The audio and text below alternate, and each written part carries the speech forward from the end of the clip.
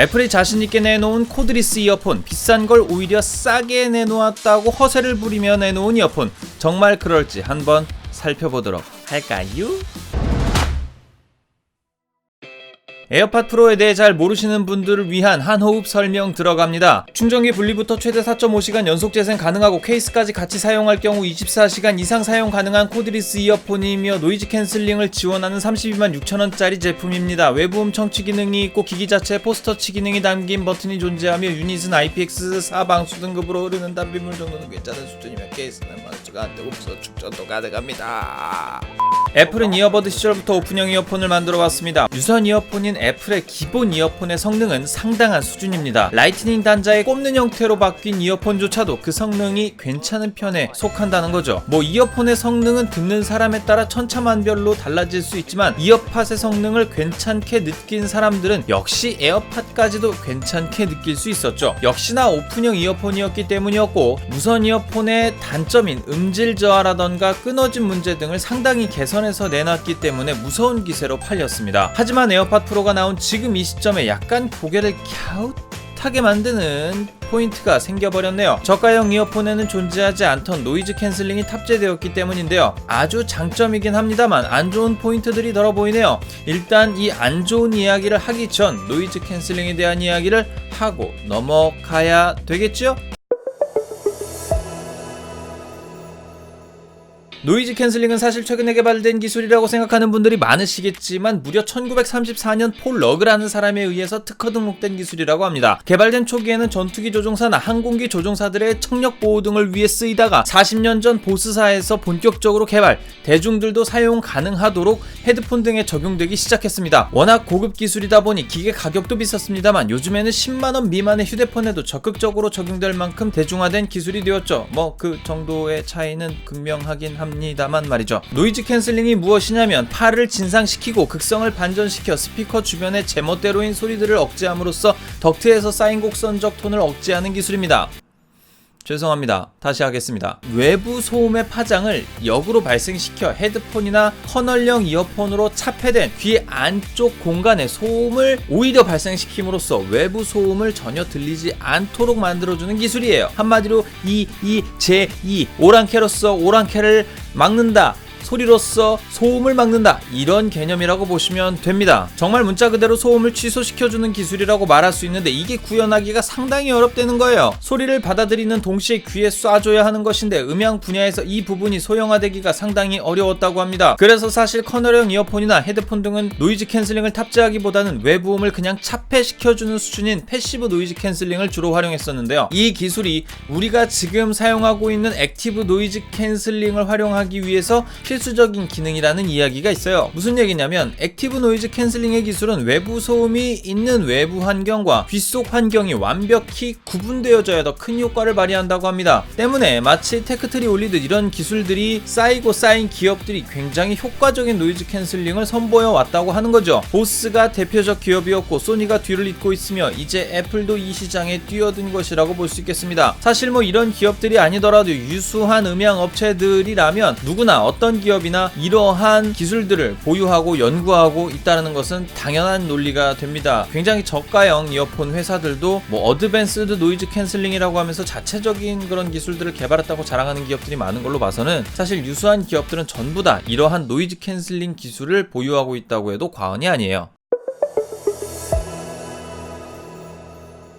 애플의 에어팟 프로는 상당히 좋은 이어폰으로 나온 것이 맞습니다. 작은 기기에 노이즈 캔슬링 기능을 집어넣었고 애플의 아이폰과 호환이 매우 좋게 나와서 사용성에 불편함이 전혀 없어요. 음악을 듣기 위해 귀에 기기를 끼워 넣으면 빠른 시간 안에 자동으로 연결되면서 각각의 유닛을 따로 사용할 때도 이렇다 할 저항 없이 사용할 수 있습니다. 한쪽을 듣다가 다른 한쪽을 마저 끼우면 끊김없이 자연스럽게 미디어를 연속적으로 감상할 수 있으며 포스터치 기능이 탑재된 버튼은 그 사용성이 상당히 좋죠. 그냥 일반적인 터치패드가 아니라 포스터치 기능이라는 것이 상당한 장점을 가져갑니다. 그냥 단순한 조정을 위해 만져도 인식이 되지 않으니 오입력의 가능성이 낮습니다. 외부음 듣기 기능도 좋은 기능에 속합니다. 음질도 평이하게 준수한 편인데 가장 하이라이트는 노이즈 캔슬링이라 할 수 있습니다. 뭐 노캔이 좋아봐야 거기서 거기지 할 수도 있겠습니다만 정말 시끄럽고 복잡한 전철에서도 걸을 때도 운동할 때도 바람 불 때도 어느 순간에도 녹음실 안에 들어와 있는 듯한 편안함을 안겨줍니다. 뭐 물론 이제 완벽하게 모든 음을 다 차단해주지는 않습니다만 이 정도만 해도 약간 우주 공간에 떠 있는 듯한 느낌? 노이즈 캔슬링의 아주 주요한 특징을 아주 잘 살려주고 있다는 거예요. 이게 어느 정도냐면 인이어 유선 이어폰을 사용했을 때 느껴지는 터치 노이즈나 걸을 때마다 느껴지는 골진동이 전혀 들리지 않습니다. 이걸 제거하기 위해 첨가된 기술력이 어느 정도인지 가늠조차 되지 않을 정도네요. 자,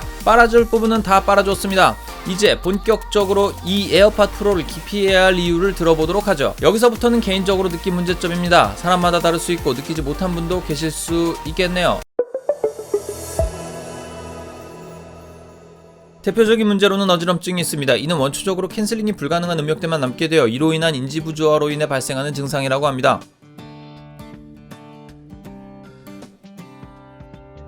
청각도 보호해준다고 하나 귀 속에 남아있는 미세한 압력이라던가 듣고 난 뒤 발생하는 이명 등은 어떻게 할 수 없는 부분인 듯 합니다. 제가 예전에 귀 관련된 질병을 좀 알았었거든요. 그래가지고 이명이 가끔 있어. 근데 요거 듣고 나서가 좀 더 심한 느낌이 좀 있습니다. 이 부분은 사람마다 반응이 다를 수 있으니 참고 부탁을 드리고요. 두 번째 포인트는 음질입니다. 이상하게 가변 음질이 되는 느낌을 많이 받습니다. 연결하고 음악을 듣다 보면 때때로 음질이 찢어지거나 부서지는 느낌을 받습니다. 아주 선명하게 저음질이라는 것이 느껴지진 않지만 저용량 음악 파일에서 느껴지는 그러한 음질 저하 현상이 종종 느껴진다는 거예요. 이게 계속해서 동일한 문제가 발생하면 그러려니 하겠는데 그것도 아니고 어떨 때 들으면 음질이 상당히 좋아진다는 거예요. 대부분의 청음하는 시간 동안에는 음질이 상당히 괜찮다는 겁니다. 이것이 늘상 발생하는 증상이 아니기 때문에 아주 큰 문제다라고 말할 순 없습니다. 못 느끼실 분들도 있으시겠지만 이전에 사용해본 코드레스 이어폰류에서는 전혀 느끼지 못했던 부분이에요. 음질 파트에 확장시켜서 한 가지 더 이야기를 해보면 타 이어폰에 비해 음악 듣는 맛이 현저히 떨어집니다.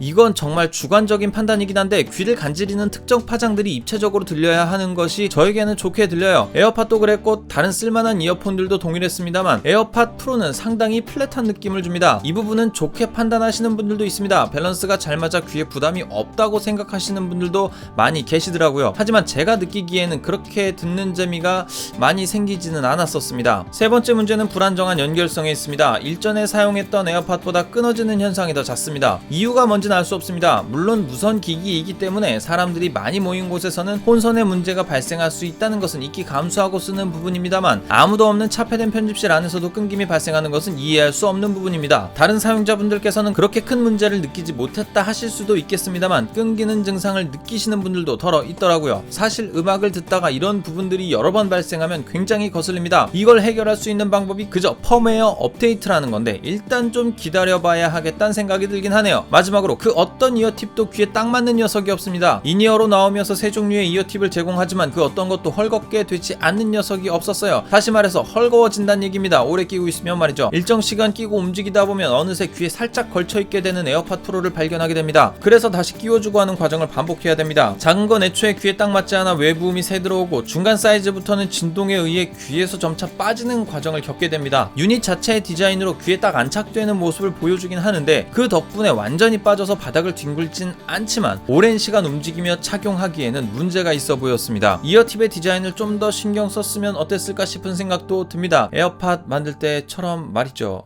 수많은 사람의 귀의 형태를 분석해서 평균 귀의 디자인을 에어팟에 녹였다고 했었는데 그때처럼만 만들어줬으면 어땠을까 하는 생각이 살짝 들었습니다. 개인적인 아쉬움입니다. 다른 리뷰어분은 애플의 에어팟 프로가 히스 노이즈가 없어 굉장히 음질을 잘 잡은 이어폰이란 이야기를 합니다. 하지만 이 히스 노이즈가 신경 쓰일 때도 있지만 어쿠스틱한 음악을 주로 듣는 저에게는 일종의 음악 듣는 재미이기도 했습니다. 라이브 공연장에 흐르는 사는 노이즈 말이죠. 이런 것들이 저에게는 음악 듣는 맛이었습니다. 에어팟에서도 이런 노이즈는 거름없이 귀에 들렸었는데 에어팟 프로에서는 이것이 많이 억제됩니다.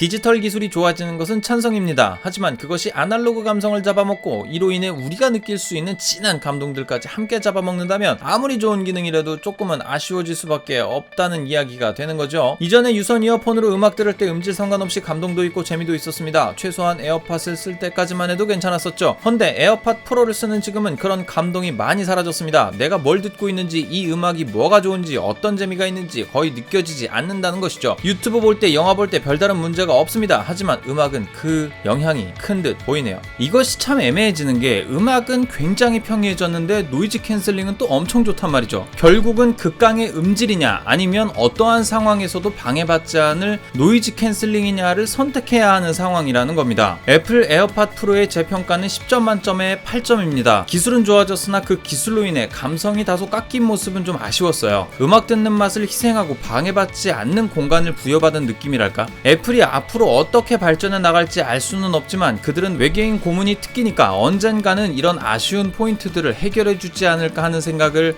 해봅니다. 여러분들의 생각을 댓글로 남겨주시길 부탁드립니다. 많은 의견은 앞으로 만들어질 제 리뷰를 좋게 만들어줄 자양분이 됩니다. 시청해주셔서 감사합니다. 내일은 더 나은 점검이 되도록 노력하겠습니다. 사실 이 에어팟 프로가 100점 만점에 100점을 줘도 부족하지 않을 만큼 되게 좋은 이어폰이기는 해요. 근데 사실 제일 좀 결정타를 많이 날렸던 게 약간 플랫한 음질, 이게 너무 듣는 재미가 많이 감소된 그러한 게 가장 큰 감점의 요인이 아니었나 싶은 생각을 해봅니다.